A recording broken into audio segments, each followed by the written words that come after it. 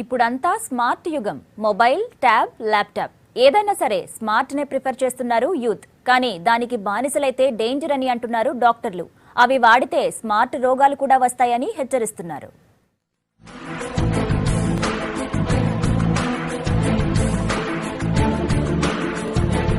కొత్తగా smart gadget ఏదొచ్చినా youth వెంటనే కొనేస్తున్నారు. మొబైల్, టాబ్లెట్, ఫ్యాబ్లెట్ ఇలాంటి వాటిని పర్చేస్ చేయగానే వందల కొద్ది యాప్స్ డౌన్లోడ్ చేసుకుంటున్నారు. ఫీచర్స్ కోసం తెగ వెతికేస్తున్నారు. యాప్ డౌన్లోడ్ కాగానే దాన్ని యూజ్ చేస్తూ గంటలు గడిపేస్తున్నారు.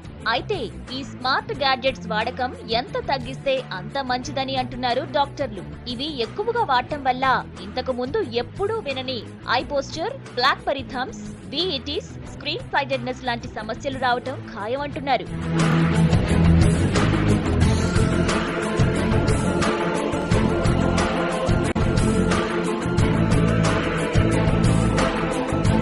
కొత్తగా వచ్చే ఈ సమస్యలన్నీ స్మార్ట్ ఫోన్స్, టాబ్లెట్స్ వల్లేనట.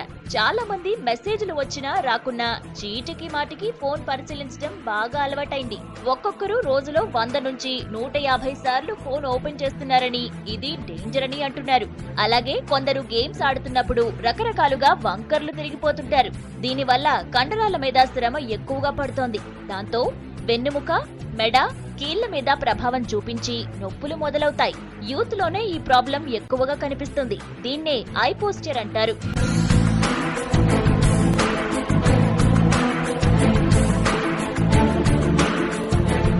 కొందరు వంచిన తల ఎత్తకుండా ఫోన్ ఆపరేట్ చేస్తుంటారు. దానివల్ల మెడ, భుజాల నొప్పులు వస్తుంటాయి. ఎక్కువగా టెక్స్ట్ మెసేజ్లు, ఈమెయిల్స్, ట్వీటింగ్ చేసే వాళ్లలో టెక్స్ట్ నెక్ అనే ఈ సమస్య వస్తుంది. రోజులో ఎక్కువ టైం మెడ వంచి ఉంచడం వల్ల మెడలోని టిష్యూల పైన తీవ్ర ఒత్తిడి కలుగుతుంది. వీటికి తోడు కళ్లు ఎర్రబడటం, తలనొప్పి, మెడ, వెన్నుముక నొప్పి, రిస్ట్ నొప్పులు కూడా సెల్ ఫోన్స్ వాడే వాళ్లలో ఎక్కువగా వస్తున్నట్లు సర్వేలు చెబుతున్నాయి. కంప్యూటర్లు ఎక్కువగా యూజ్ చేసే వాళ్లలో కంప్యూటర్ విజన్ సిండ్రోమ్ రావడం ఖాయమంటున్నారు ఎక్స్పర్ట్స్.